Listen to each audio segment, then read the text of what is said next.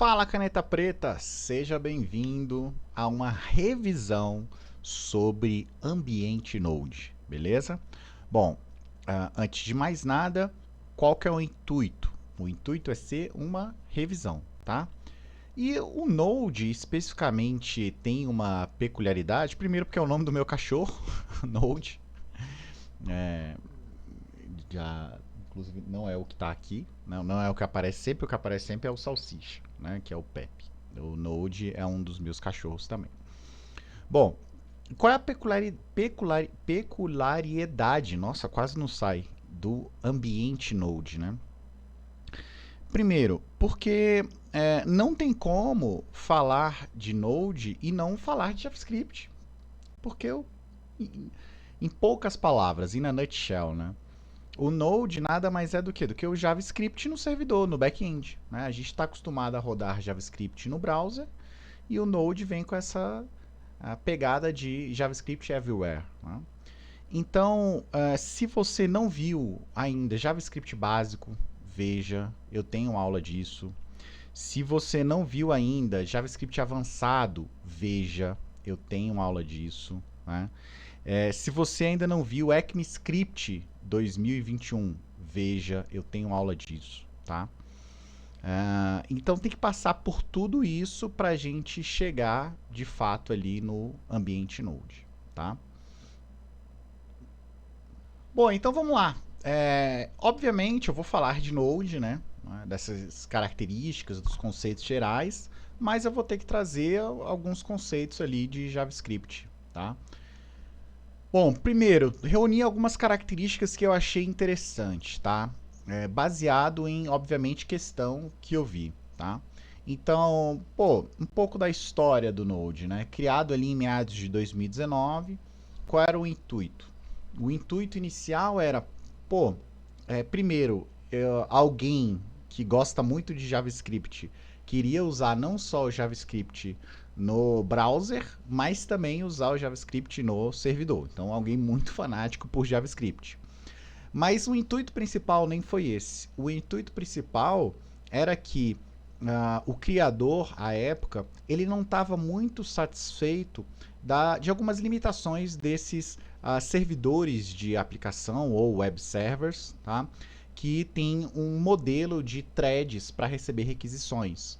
E aí ele queria fazer algo que o JavaScript já tem por natureza, né? Que é esse modelo single thread, no servidor, ou seja, um modelo totalmente assíncrono, não blocante e que dê uma capacidade de receber uma quantidade alta de requisições. Então, outras características dele aqui, né? É um modelo, só colocar um highlight aqui que vai ficar mais bonitinho. É um modelo que é open source, tá? Cross-platform, back-end runtime environment, tá? Então, ele é feito baseado em quê? Existe uma engine chamada de V8, que é a engine que é a implementação de JavaScript para o Chrome, tá? E aí o criador fez o que dela? Ele pegou essa engine aqui e trabalhou o Node em cima dela. Essa engine, na verdade, ela é a base para uma porrada de outros componentes aqui, tá? Então ela é a base do Chromium, ela é a base do Edge, tá? Ela é a base do CountDB, do Deno, do Electron, do NativeScript e do Node.js Runtime Environment. Então tem muita coisa rodando em cima dessa V8 aí, que é a base criada pelo Google, né? Bom, qual é o conceito principal de Node? O conceito principal de Node é trazer essa ideia de JavaScript everywhere. Então, eu tenho o JavaScript hoje rodando no browser, eu tenho o JavaScript hoje rodando no back-end, e eu tenho o JavaScript hoje rodando nativamente nos dispositivos. Beleza, não nativamente, porque há um processo aí de compile to native, né? Mas eu consigo desenvolver em React Native, um ambiente totalmente JavaScript, e fazer com que a partir disso gere aplicações nativas, tanto para Android quanto para iPhone, né? Então, eu consigo hoje, se eu souber JavaScript, eu consigo ser um desenvolvedor mobile, eu consigo ser um desenvolvedor back-end, eu consigo ser um desenvolvedor front-end. E isso é muito poderoso, queira você, goste você de JavaScript ou não, tá? Eu particularmente tenho a seguinte opinião a respeito disso. Gosto do Node, tanto é que tenho o meu cachorro chamado Node. Só que a forma como eu lido com o Node e com JavaScript é uma forma bem não passional, tá? Eu acho que eu sou agnóstico nesse caso. Por quê? JavaScript é legal, principalmente para quando você está num ambiente que você não tem um controle, você não tem a necessidade de um controle tão rígido assim, tá? Por quê? Porque JavaScript, grandes poderes, grandes responsabilidades, né? Aquela frase que a gente sempre fala. A tendência de um sistema JavaScript perder a sanidade, no seguinte sentido, do código começar a ficar um código que você não tem mais sanidade em relação a ele, é muito alta. Isso não sou eu que falo somente.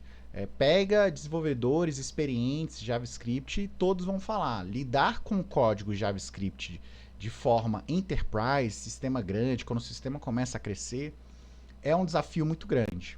Então, eu particularmente não gosto de JavaScript para o desenvolvimento enterprise e afins, tá? Agora, eu gosto, por exemplo, de TypeScript. Então, tanto é que um dos temas que eu vou falar quando eu falo de ambiente Node é falar de Node, é falar de Express, é falar de TypeScript, é falar de Nest.js, tá? E então a minha opinião em relação a isso é que JavaScript é bacana, legal, mas para projetos que você não precisa ter um controle enterprise em cima dele, né? Porque há a tendência de você perder a sanidade rápido em relação ao código. Mas é extremamente fácil, é extremamente simples de fazer código Node. A gente vai ver aqui de subir um servidorzinho e receber um HTTP. Não tem aquela burocracia do Java. É extremamente simples, tá? Então, JavaScript everywhere, né? Ou seja, gerando conteúdo dinâmico no servidor, tá? Primeira dica aqui, né? Ah, Rafa, quero instalar o Node aqui na máquina, né? Deixa eu abrir um terminal aqui, peraí. Pronto, abri um terminal aqui e ele já... Deixa eu até colocar ele em tela cheia aqui, ó, pronto. E ele já me deu ali Node-version, tá? Eu tô com a versão do Node 14.15.0 e npm-version 6.4.18. Eu não instalo o Node diretamente, tá? Eu instalo o NVM, tá? O que é o NVM? É o Node Version Manager, beleza? E aí o que o Node Version Manager faz? O Node Version Manager, ele me ajuda a gerenciar as versões do Node que estão instaladas na minha máquina, tá? Então, por exemplo, eu quero instalar uma versão específica do Node, eu faço um Node NVM install. Quero usar uma versão específica do Node, eu faço um Node use. Tem um NVM list aqui. Ah, pronto, aí, ó. Então, aqui, as versões que estão aqui, ó, o default na minha máquina é a 14.15.0, tá? Mas eu posso apontar para outras versões mais antigas que estão aqui. Então, eu particularmente uso o NVM, tá? Então, toda vez que você... Ah, droga.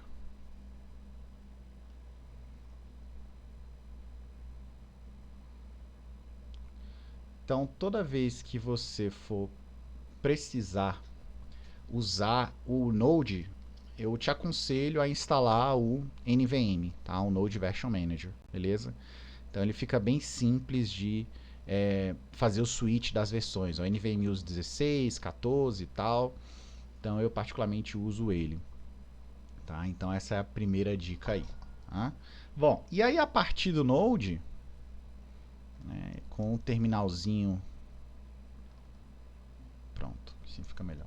Com o terminalzinho instalado, né, eu posso entrar aqui e pronto. Agora eu tenho um ambiente, né, JavaScript, né? Vou provar para vocês que é um ambiente JavaScript. Se eu fizer 1 igual a 1, true, e 1 igual a 1, false, tá?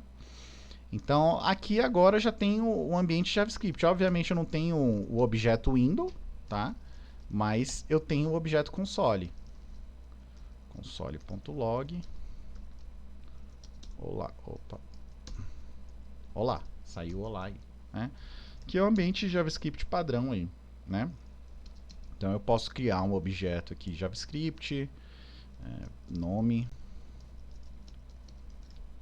Rafa, né, a.nome, beleza? E json.stringify, pronto, passei isso aqui para um JSON, né? Então, ambiente Node básico aí que você vai usar no seu dia a dia, né? Bom, voltando aqui para o slide, qual é o caso de uso que o Node hoje em dia é muito utilizado, tá? Por exemplo, a maioria hoje das minhas aplicações, ela tem back e front separado. Inclusive, vou fazer uma aplicação aqui com vocês usando o Express, acessando um banco de dados de grafo, que é o que eu estou mexendo atualmente. Então, hoje, a maioria das minhas aplicações, ou o back-end é Python, tá? Ou Python ou Java, não foge muito disso. Tem uma aplicação hoje que eu estou com Nest.js e MongoDB, mas foi um experimento mesmo, tanto do Nest.js quanto do MongoDB. Mas a maioria das minhas aplicações Enterprise hoje, elas são feitas usando Python e banco de dados, ou um Postgre da vida, ou hoje, especificamente, eu estou mexendo com banco de grafos. E o front-end é feito em ou Angular ou React. Eu particularmente costumo preferir mais o Angular, justamente pelo uso do TypeScript e afins. Pô, Rafa, mas tu não usa Node? Pelo contrário. Uso Node pra caramba. Sabe onde? Lá no front-end. Principalmente na etapa de construir a minha aplicação front-end, né, fazer o build dela. A gente usa o Webpack hoje em dia, que foi inclusive tema no edital recente da CGU, né? Então, a gente fala um pouco de Webpack. Quando eu falo de Webpack, eu estou falando de Node, né? Então, o Node é usado nesse ecossistema, né? De você construir uma aplicação JavaScript, fazer o bundle dela para ela estar minificada, passar por um processo de pipes do seu HTML, do seu CSS, minificação, enfim, tá? Transformação de SAS para CSS, né? Fazer o bundle da sua aplicação, que é o que o Webpack faz. Por baixo dos panos ele está rodando no ambiente Node, né? O Angular tem um embedded server que usa Node, né? Usa o Webpack que usa Node, tá? Então, hoje eu uso mais o ambiente Node nesse sentido. No back-end, como eu disse, eu tenho uma aplicação usando Nest.js que foi justamente para validar e testar um modelo de TypeScript no servidor, tá? Bom, qual é a característica principal do Node? A característica principal do Node é que ele é orientado a eventos, né? Como o próprio... quando eu falar agora Node ou JavaScript, não vou nem diferenciar os dois, tá? Se eu falar JavaScript, se eu falar Node agora, eu estou falando da mesma coisa, beleza? Bom, qual é a principal característica em relação a isso, né? É essa característica aqui, ó, de ser async I/O. Pô, Rafa, como assim ser assíncrono e ser I/O, né? O assíncrono e ser I/O não blocking I/O, ou I/O não blocante, né? Input, output não blocante. Isso quer dizer o quê? Por exemplo, quando você vai fazer qualquer operação de I/O, tá? Por exemplo, em Java ou qualquer outra linguagem que seja uma linguagem síncrona por padrão, você vai acessar o banco de dados, você vai acessar o arquivo num file system, você vai fazer o acesso a uma rede. Linguagens blocantes fazem o quê? Aquela thread está sendo executada, vai acessar o banco, a thread fica parada, né? Pô, Rafa, mas aí tua aplicação para? Não, porque geralmente essas linguagens fazem o quê? São linguagens multithreads. Então, linguagens multithread tem aquela thread ali que está parada, o async I/O, esperando o I/O, né? E outra thread recebe requisição para fazer o que precisa ser feito, né? Node, o que ele vai fazer? O padrão dele é ser orientado a eventos. O padrão dele é ser I/O não blocante, não blocking I/O. Isso quer dizer o quê? Qualquer operação que ele vai fazer de I/O, ele vai fazer com que ela seja feita de forma assíncrona. E aí, como que você resolve o resultado dessa operação? Você resolve o resultado dessa operação através de callback functions. Então, você vai fazer uma requisição de abertura de conexão com o banco, a abertura de um arquivo, acesso a uma rede, né? E a partir do momento que você faz essa requisição, você vai chamar, passar como parâmetro um objeto de callback, que quando houver a resolução daquela chamada, o objeto de callback, a função de callback será acionada, né? E aí isso faz com que seja uma arquitetura totalmente orientada a eventos. E qual é o principal objetivo aqui? O principal objetivo é aumentar a capacidade de lidar com conexões recorrentes, ou concorrentes, né? Melhor dizendo. Por quê? O criador do Node via que o Apache tinha uma limitação, salvo engano, acho que 10.000 requisições simultâneas, tá? Por quê? Porque a cada requisição ele abre uma thread e chega um momento que não dá mais para abrir essa quantidade de threads, né? E aí o Node é uma thread só, é single thread. Então, uma thread só recebe todas as requisições. Pô, Rafa, mas como que ela recebe todas as requisições? É muito simples. Qualquer operação que você vá fazer, ela faz o non-blocking I/O, ou seja, faz orientado a eventos, né? Então, this allows nodes to handle thousands of concurrent connections with a single server without introducing the burden of managed thread concurrency, which could be a significant source of bugs. Ou seja, isso permite que o Node lide com thousands of concurrent connections, né? Ou seja, muitas conexões concorrentes, sem with a single server, né? Ou seja, somente com um servidor único, sem precisar introduzir o burden, né? Ou seja, aquela parte chata de você ter que lidar com o gerenciamento de threads, tá? Pô, Rafa, é difícil lidar com o gerenciamento de threads? Tá? Porque a primeira coisa que você tem que lidar com o gerenciamento de threads é verificar se esse seu objeto é thread safe. O que é objeto thread safe? Que inclusive foi um dos tópicos que foi cobrado na Sigil. Então, se você tem um objeto, tá? E esse objeto ele vai ser acessado por muitas threads, imagina um singleton. Se você tem um singleton, é um objeto só para toda a aplicação.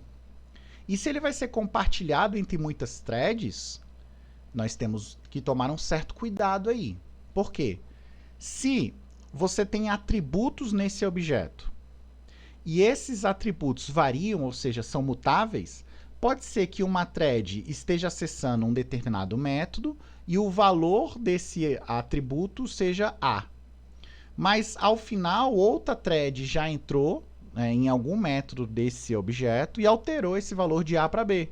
E aí, quando essa thread estiver finalizando e for recuperar esse valor de novo, ele vai estar com o valor B ao invés de estar com o valor A. Por quê? Porque são muitas threads acessando concorrentemente o mesmo objeto. Então, quando que um objeto é thread safe? Um objeto é thread safe quando ele pode ser compartilhado entre várias threads e o objeto tem algum controle para garantir que esse compartilhamento não vai fazer que uma thread acesse um determinado estado e a outra thread modifique esse estado. Então, geralmente, quando você tem um objeto que é thread safe, ou esse objeto ele é criado para cada thread, ou seja, cada thread tem um objeto específico para ela. Então, por exemplo, um escopo de request. O escopo de request é thread safe, né? Agora, um escopo de aplicação, ele é thread safe? Depende. Se seu objeto for mutável, então o seu objeto não é thread safe. Agora, se seu objeto for imutável, ele é thread safe. E foi justamente essa pergunta que veio de complexa no concurso da CGU. Só fazendo um pequeno parênteses. Então, a matéria era sobre Hibernate. E em Hibernate a gente tem basicamente dois objetos, tá?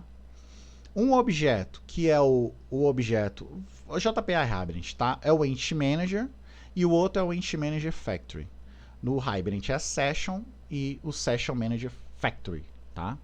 É de Session Manager Factory não, Session Factory, desculpa.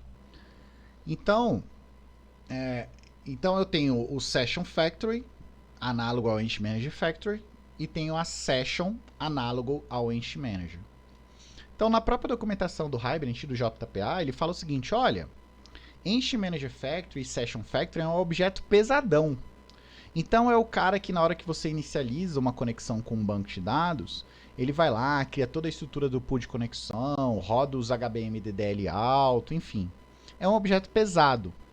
Por ele ser um objeto pesado, você não deveria criá-lo a cada requisição. Por ele ser um objeto pesado, você deve ter apenas uma instância compartilhada para toda a sua aplicação. Ou seja, o Session Factory e a Entity Manager Factory, eles devem ser singletons.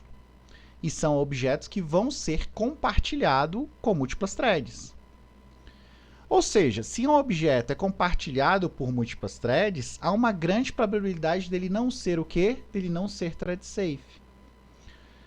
No caso da Session Factory, era exatamente isso que a CGU estava perguntando, sobre thread safe. No caso da Session Factory, ele é thread safe por quê? Porque ele é imutável. Então você vai aqui na documentação, ó, já deixei aqui já aberta. Então, ó, this class must appear immutable to clients. Ah, tá aqui, ó. Esqueci de botar aqui, pronto. Ó, this class must appear immutable to clients, ou seja, essa classe deve aparecer como um objeto imutável, né, para os clientes que vão usá-la. Even if it does all kinds of caching and pooling under the covers. Então ela está fazendo caching, pooling, ou seja, por baixo dos panos. É um objeto que trabalha pesadão, tá? It's crucial that the class is not only thread safe, ou seja, é crucial que a classe não seja somente thread safe, but also highly concurrent. Ou seja, ela vai ser altamente concorrente, né? Várias threads vão acessar ela ao mesmo tempo, né? Synchronization must be extremely sparingly. Sparingly, deixa eu só ver a melhor tradução para sparingly aqui. Translate. Português. Com moderação. Putz, eu tava lembrando de cerveja, sabe? Ou seja, cara, se você for usar métodos sincronizados, o que são métodos sincronizados? São métodos que vão bloquear o acesso concorrente. Ou seja, se você tem um método que é sincronizado, uma vez que uma thread entrou lá, outra thread não entra. Então a thread fica esperando até a thread que já está lá dentro da função sair dela, sair daquele método sincronizado.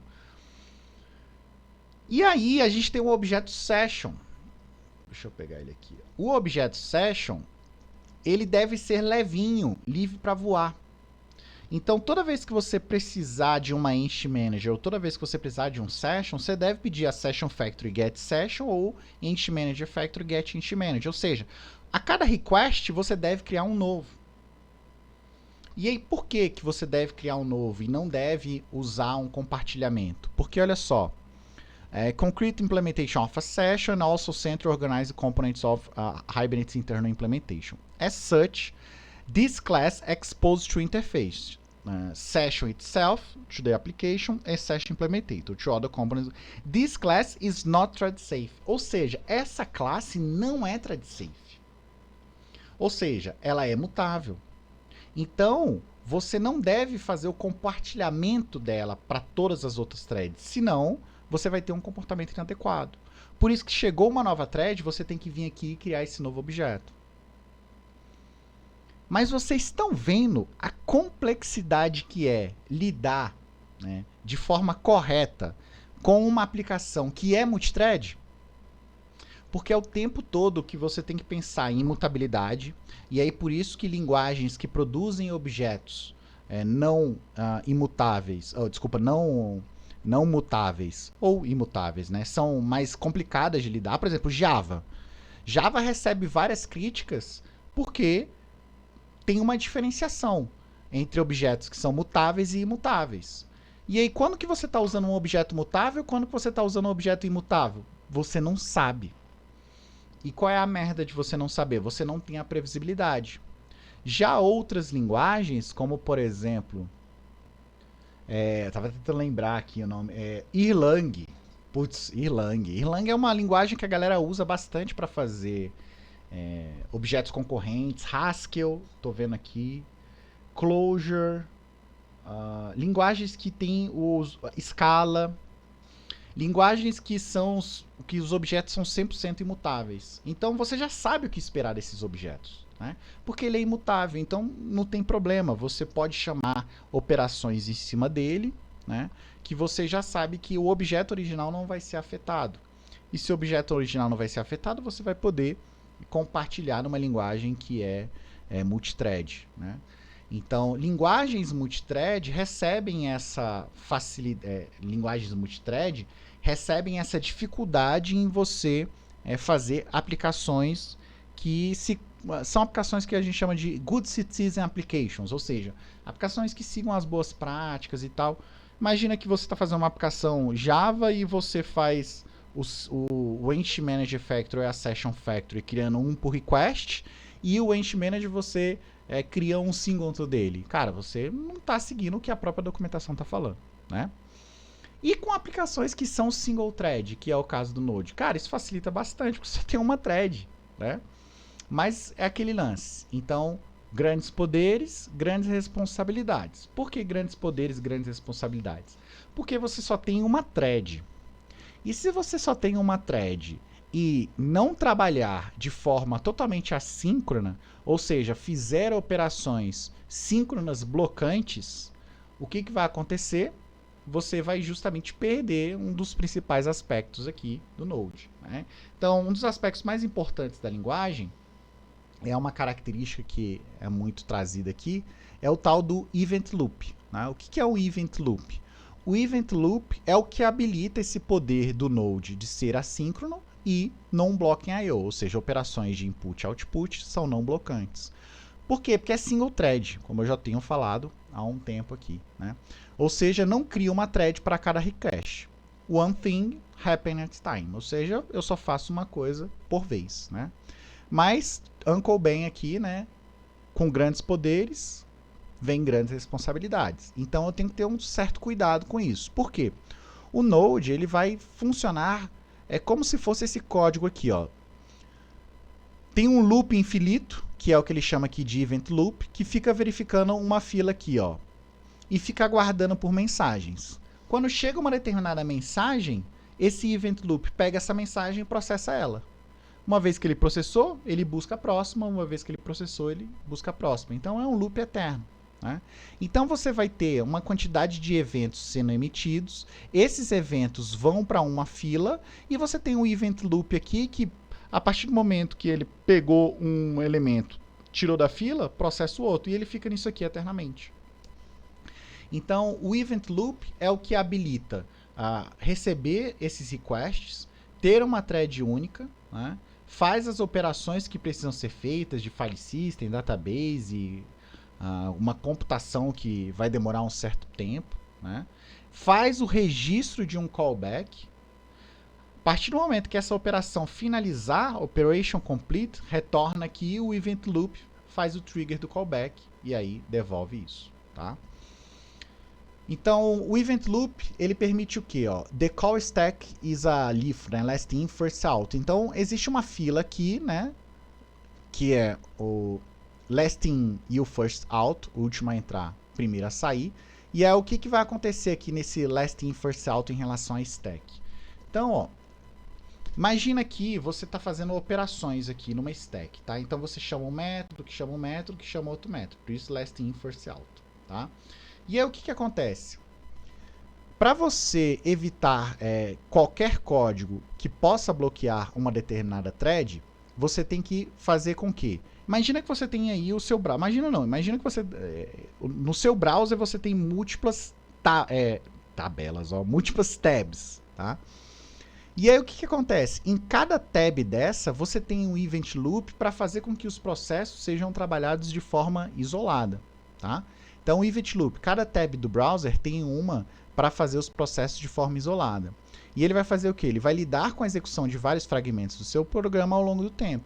Executar o código, coletar e processar eventos a partir de uma fila. Pô, Rafa, como assim? Imagina que eu tenho um programa aqui, ó, console log high, então eu jogo isso para stack. Joguei isso para stack, processei o high. Depois eu faço um set timeout aqui, e eu vou fazer uma função de callback. Então esse set timeout vai para stack e daqui a 5 segundos, né, 5 milissegundos, 5.000 milissegundos, ou seja, 5 segundos, quando ele finalizar, ele vai chamar quem? O CB1, tá? Mas como que é a stack aqui do Node? Colocou o console.log high, imprimiu o high. Olha aqui, ó, imprimiu o high aqui. Depois chamou o set timeout, ele já vai imprimir o CB1? Não, porque tem um timeout aqui, na verdade isso aqui é um callback. Ou seja, esse método aqui só vai ser executado quando esse timer finalizar. E aí, depois tira isso aqui da stack, porque já foi executado essa definição dessa função, e leva para stack console.by. Levou para stack, para pilha de execução console.by, beleza, imprimiu aqui o .by, beleza? Então, não tem mais nada aqui na minha stack para eu executar. Por que não tem mais nada na stack? Porque eu já executei o high, já executei o set timeout e já executei o by. Então, imagina que isso aqui é uma operação de, sei lá, acesso a banco de dados, a uma operação de I/O qualquer, né? Então, esse set timeout, daqui a um tempo, no caso 5 segundos, vai disparar alguma coisa para mim. Então, eu tenho um timer aqui, um CB1, tá? E aí, depois de um tempo, depois de 5 segundos, ele vem para essa fila para falar o seguinte, olha, eu já finalizei aqui. E aí, o que ele tem que fazer? Ele tem que fazer o trigger do callback. E o que o trigger do callback vai fazer? Vai chamar a função CB1, olha aqui, ó, vai chamar a função CB1, e aí sim ele vem para stack e aqui vai imprimir o CB1. Essa imagem aqui era para ter o CB1. Coloquei a imagem correta aqui, mas esqueci de botar a imagem final aqui do teu CB1, porque aí sim depois eu imprimo o by, né? E quem faz isso, né? Quem fica observando essa fila aí, né? Pegando esses elementos, colocando aqui, chamando, é o event loop, tá? Bom, só que com isso nós temos um problema grave. Que problema grave? É o callback problem. Por quê? Porque, cara, callback, chama callback, chama callback, chama callback, cria-se esse problema aí de callbacks everywhere, né? E aí é o que a galera chama de callback hell. Por quê? Porque window.id event listener. Aí o evento é o load e aqui eu chamo um callback. Aí dentro desse cara eu tenho o document get event by id e id event listener, chamo outro callback. Dentro desse cara eu tenho um set timeout, que eu passo outro callback. E depois aqui no... Então começa a ter callback dentro de callback dentro de callback, né? O que a linguagem JavaScript fez para resolver isso? Primeiro, ela criou o conceito de promises lá no ECMAScript 2015, tá? Isso aqui eu falo na aula de ECMAScript 2021 também. E o que é um conceito de uma prox, ou de uma promise? É um prox for a value that will eventually become available. Ou seja, é um prox, é um objeto de fachada ali, que na hora que você chamar ele, eventualmente, algum dia, ele vai te devolver uma resposta. Ou uma resposta de sucesso, ou uma resposta de fracasso, tá? E como que ele devolve isso, né? Então aqui eu estou criando uma promise, ó. Criei uma promise e aí eu tenho dois resultados dessa promise. Ou é o sucesso, quando eu chamar o resolve, ou é o fracasso, quando eu chamar o reject. Então, o que eu estou fazendo aqui dentro dessa promise? If done, ou seja, se estiver finalizado, const work done, resolve e vou devolver essa string. Se não, eu vou still working on something e vou... devolver o reject aqui. Então isso aqui é o criando a promise. Então falta o cliente chamar essa promise. Como é que o cliente chama essa promise, né? Então dentro aqui de uma funçãozinha eu chamei aqui, ó, is it done yet, né? E aí o cliente ele vai tratar o callback de duas formas, ou do then ou do catch. Se tiver sido com sucesso vai cair dentro do then, e se tiver um fracasso vai cair dentro do catch, né? E aqui eu acionei essa minha função que eu criei, né? Bom, promises já foi objeto aqui de questão de prova, inclusive eu botei esse link aqui, né, que é o... Deixa eu colocar aqui, ó, MDN Promises All. Então, eu posso, no ECMAScript 2021, criou-se esse promise.n. Então, por exemplo, o que é o Promise All? Eu posso encapsular várias promises dentro de uma só. Então, eu criei várias promises aqui e chamo Promise All. Depois que todas tiverem sido resolvidas, aí ele devolve a resposta, tá? Promise N é do ECMAScript 2021. É a mesma ideia do Promise All, mas aqui, se a primeira que tiver sido resolvida, ou seja, por isso que é o Promise N, né? Qualquer uma que tiver sido resolvida, ele já retorna o resultado. Ó. Por isso que aqui, ó, ele retornou o Quick, né? Porque ele é mais rápido do que o Slow. Já aqui, né? Ele retornou o 3, o 42 e o Full. Ó. 3, 42 e o Full. Esperou todas terminarem, né? Então isso aqui já foi objeto de cobrança de prova, tá? Então eu aconselho dar uma olhadinha aqui no Promise All, Promise All Settle, Promise N, Promise Catch, tá? Finally, porque isso aqui já foi objeto de cobrança de prova, tá?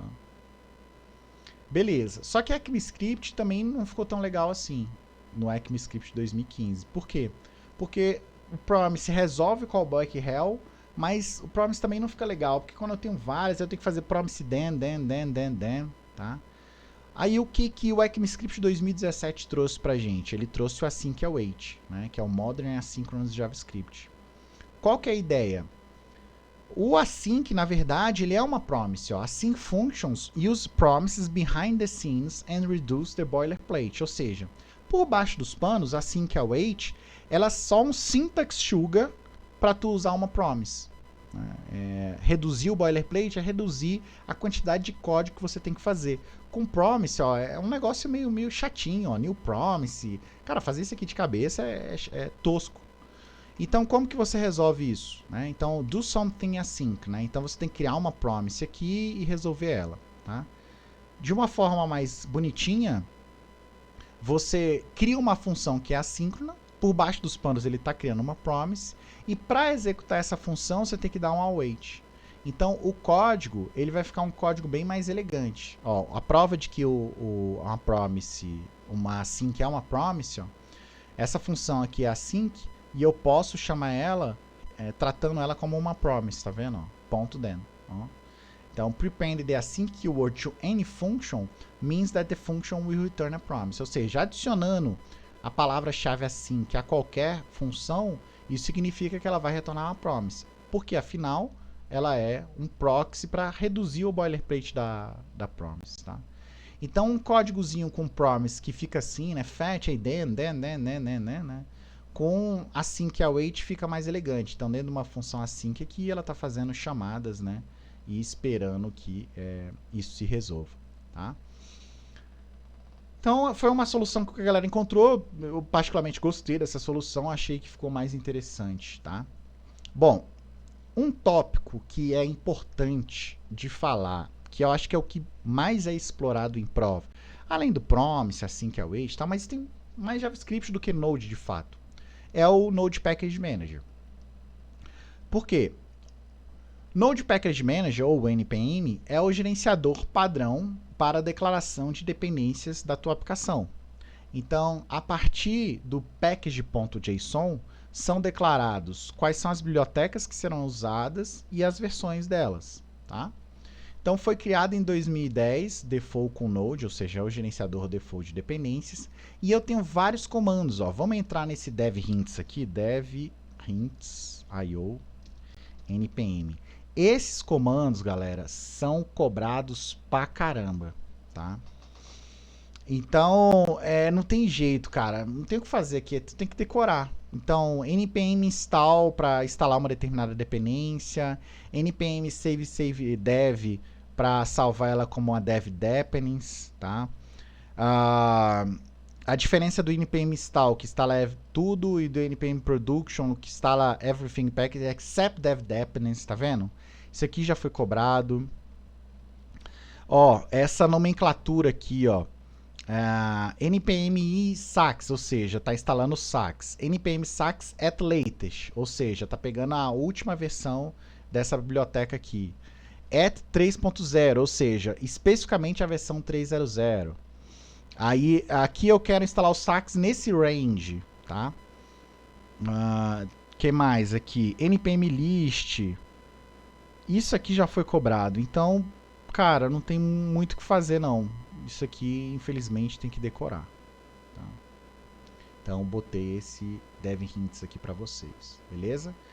Onde é declarado as dependências, né? Então, o Maven tem um .xml, No pip tem o pipfile do Python, o npm, o Gradle tem o build.gradle e o npm tem o package.json como arquivo default, tá?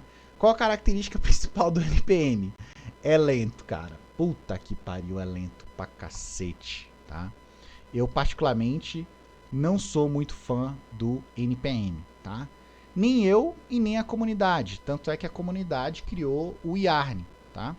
Então o Yarn foi criado pelo Facebook como gerenciador alternativo de dependências para projetos Node, tá? E aí, da mesma forma que a gente tem os dev hints aqui do npm, a gente também tem que ir do Yarn, tá? Então olha lá, ó, npm equivalents, npm init, yarn init, npm install, só yarn, npm install gulp --save e yarn add gulp, tá vendo? Rafa, pode se cobrar yarn? Cara, pode, porque se ele colocou node, pode colocar npm ou pode cobrar yarn. Obviamente, se eu tivesse que estudar no meu dia a dia, na prática, eu só uso yarn. Mas se eu estiver estudando para concurso, se fosse um curso de programação, eu falaria de Yarn com vocês. Mas como é um curso de concurso, então eu tenho que falar de NPM com vocês. Então é muito melhor que você decore os comandos do NPM. Tá? Aqui eu coloquei um pouquinho da história do Yarn versus NPM, ó, lá no Alura e nesse Phoenix Snap aqui, para caso você queira entender por que ele foi criado. Mas basicamente a galera estava muito satisfeita com a forma como o NPM lidava com as coisas e aí quis criar algo que fosse mais seguro e mais rápido, né? Safer and faster. Tá? Então eu trouxe aqui, ó, no cache 67, tal, cache reinstall, ó, 29 segundos e 1.2 segundos, cara. O Yarn é muito mais rápido. Né? Beleza. Ambos trabalham com o package.json, tá? E aí o que acontece no package.json? Ele tem uma estruturinha que também já foi objeto de cobrança de prova. Então, main é a pasta principal, né? O arquivo de entrada da sua aplicação. Os scripts, esses scripts já foram cobrados. Como é que eu faço para rodar um script desse? npm run start, npm run android, npm run iOS, tá? As dependências, né? A forma como eu coloquei aqui, então 1683 exatamente. 3500, então eu posso obter uma versão superior, tá? Private quer dizer que eu não quero que esse projeto seja publicado, tá? Engines, quais são as versões do Node que minha aplicação suporta e browsers list, qual browsers, né, são suportados aqui, tá? Então coloquei essa estrutura aqui para vocês e também aconselho vocês a entrarem aqui no porra, não tá linkado. Node.js nesse Node.js dev learn package.json. Que foi, Pepito? Então, ó, package.json guide aí, ó. Vou tirar aqui desse. Então, aconselho você dar uma olhadinha nesse link aqui, tá? Tem falando um pouco sobre o package.json. Eu acho que isso aqui é muito objeto de cobrança de prova. Os scripts já foram, tá? Esses scripts aqui. Ele dava um package.json, aí ele fazia um npm run, um script que não existia. Então os scripts já foram objeto de cobrança de prova. E eu coloquei aqui o que significa cada um, para dar uma facilitada. Primeiro, nada é de fato obrigatório, tá? Ou seja, the only requirement is that it respects the JSON format. O único requisito para o package.json é que ele seja um JSON, tá? Que algumas pessoas gostam, outras não. Eu particularmente nesse aspecto não gosto tanto, porque JSON não aceita comentário. Então eu acho chato isso. Nesse aspecto aí eu preferia um XML, mas beleza, eu acho que eu sou voto vencido nesse caso. Eu prefiro o XML lá do pão do meio, tá? Ou um properties da vida, enfim. Ou um YAML até, ou YAML. Version, a versão atual do aplicativo, name, o nome da aplicação, description, que é o produto, main, entrada principal, private, se true, não será publicado no registry do NPM, tá? Então o NPM tem um registry no qual as aplicações são buildadas e é de lá que ele vai baixar os seus, entre aspas, binários, né? Scripts nodes para serem executados, dependências de produção, dev dependências de desenvolvimento, as engines, qual a versão do node, browser list, quais serão suportados, tá? Bom, tem uma diferença entre o que é o Node Package Manager, né, através do package JSON, e o Node Package Manager através do package.lock. O que aconteceu? A galera começou a ver que ao instalar uma determinada versão, por exemplo, coloquei ali circunflexo 2490, tá? E aí eu faço essa instalação em um determinado projeto. E aí quando eu vou fazer essa instalação em um outro ambiente, na verdade ele usa um binário diferente. Um binário, entre aspas, aqui, tá? E aí, ou seja, instalações em ambientes diferentes geravam versões da aplicação diferente, porque você estava usando bibliotecas que eram diferentes, mesmo estando especificado aí, né? Então, o que é o package lock JSON? Ele pega uma versão, então eu especifiquei lá 1.1, ele diz da onde veio essa versão e ele pega o hash dela. Ou seja, em qualquer ambiente que eu for instalar agora essa minha versão, eu vou ter sempre que usar a versão 1.1 desse registry aqui e que precisa ter esse hash aqui. Se o hash não bater, ou seja, se alguém for lá no registry e mudar essa versão de 1.1 aqui, colocar um outro arquivo e sobrescrever essa versão, já era, o hash vai mudar e aí eu não vou mais baixar ela. Então o package lock, ele deve ser inclusive comitado no seu source control management da vida.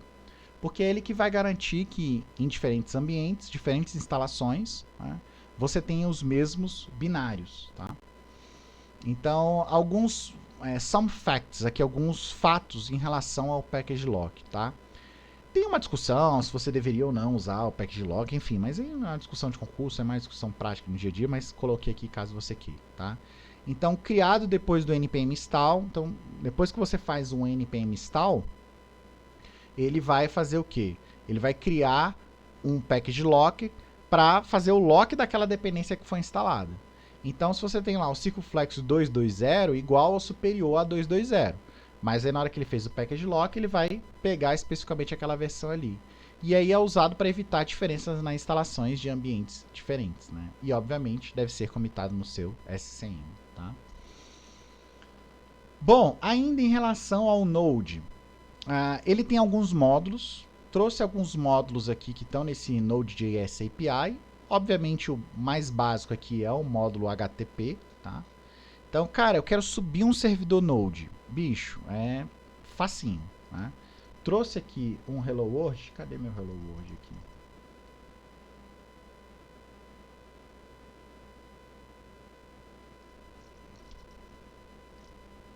CD Node.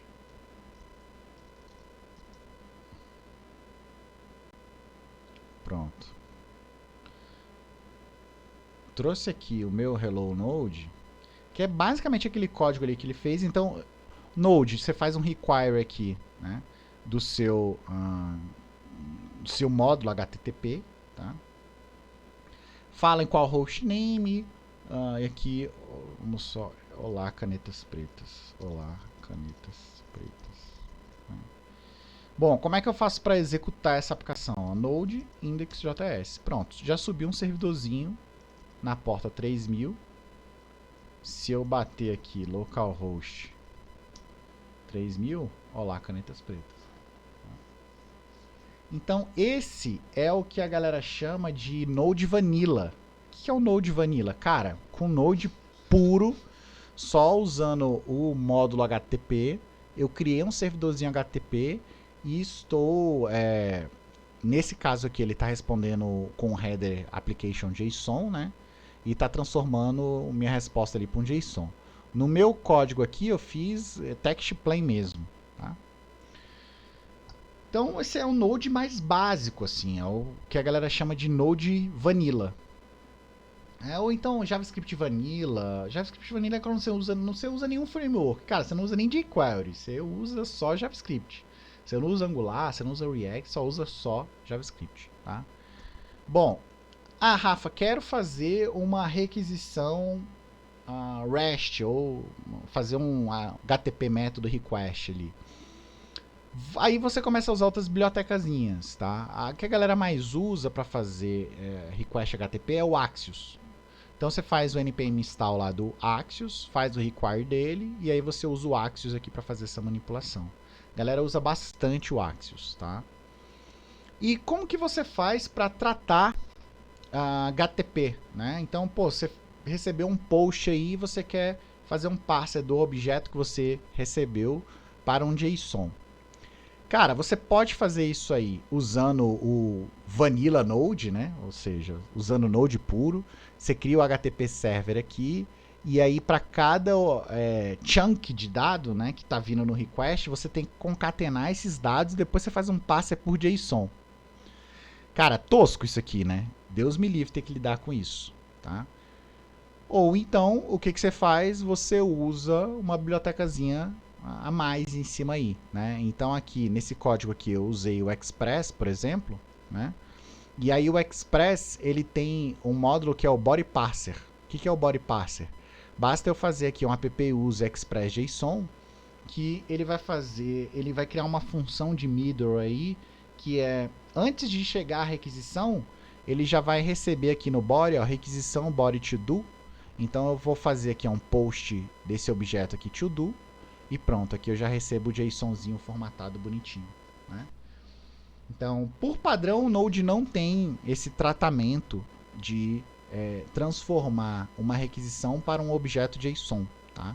Por padrão, ele não tem. Então, você teria que fazer isso aqui, ó, tosco, JSON parser e tal. Agora, se você quiser usar algo mais sem boilerplate, né? Aí tu usaria uma bibliotecazinha que é o Express, beleza? Bom, o Node também tem a parte de eventos, tá? Que é o Event Emitter aqui. Tá? Então você faz um require do módulo Events aqui. E aí os eventos é aquele padrão Publish Subscriber, padrão Observer clássico. Tá? Você tem um cara que vai emitir um evento, Event on Started, né? Então o evento startou. E, desculpa, vai emitir o evento e outro cara que vai ouvir o evento. Então, on start, vai ter um callback aqui quando alguém emitir esse evento, tá? E você pode passar N parâmetros, ó. Aqui eu fiz um emit start passando o 1 e o 100. E aqui no meu callback, que ele já implementou aqui através de uma função anônima, né? Ele está recebendo o start e o end aí. Então, outro módulo que pode ser cobrado também aí do Node, tá? Que é o event módulo. Eu coloquei os dois métodos principais, que é o Event Emitter On e o Event Emitter Emit, né? Mas eu tenho também o once, que é o Add a One Time Listener, ou seja, ele só vai enviar um evento para uma vez. Remove Listeners, ou o Off aqui, para remover todos os... Remove an Event Listener from an Event, ou seja, remove um evento específico, um listener específico de um determinado evento. E o Remove All Listeners, eu vou remover todos os listeners que estão ouvindo um determinado evento. Tá? Bom, outro módulo aqui do Node é o File Descriptor, que é justamente para lidar com abertura, fechamento de arquivos e afins, né? Então, se eu quero abrir um determinado arquivo, faço um fs.open e aí eu tenho os módulos. Esses módulos já teve questão em Python cobrando isso, tá? Então, se eu abro um arquivo fazendo o R+, ele está disponível para read and write, mas ele não vai criar um arquivo. Se eu abro o arquivo com W+, ele está disponível para read and write, ele cria o arquivo se não existe. Se eu abro com A, ele está disponível para read ao final, né, read e o write ao final, mas não cria o arquivo. Faltou o W ali. E o A+, read and write, ao final e cria o arquivo. Aqui tem um /W também, tá? Então aqui eu estou abrindo e fazendo a abertura assíncrona e tem um método também para fazer essa abertura síncrona, beleza? Da mesma forma, eu posso ler o arquivo, nessa aqui eu estou lendo e estou escrevendo ele assincronamente, então eu tenho o read file, write file, mas eu tenho o read file async ou o write file sync, tá? Então eu tenho essas duas formas assíncronas, que é o que eu fiz aí, mas eu também tenho a forma síncrona. Tá? Um outro módulo do Node também é o Path Module, que é justamente para interagir com arquivos no file system. Então, no Windows você tem a contrabarra, no Linux você tem barra, né? Então, como é que você lida com esses diversos ambientes de forma agnóstica? Você faz um require path lá, barra base name e pronto, beleza?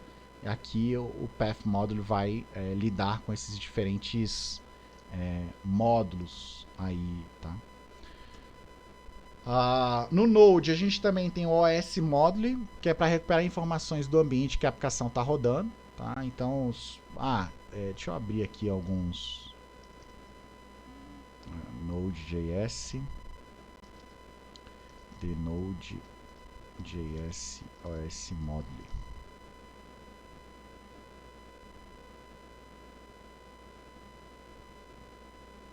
Pronto, cliquei aqui. Então aqui, ó, aqui tem várias informações, tá? Eu quero saber CPU, arquitetura que eu tô rodando, se é ARM, se é x64, se é ARM64, o HomeDir, diretório padrão, tá? Cara, qualquer método desse aqui pode ser cobrado. Literalmente qualquer método. Qualquer método Path Module, qualquer método FS Module.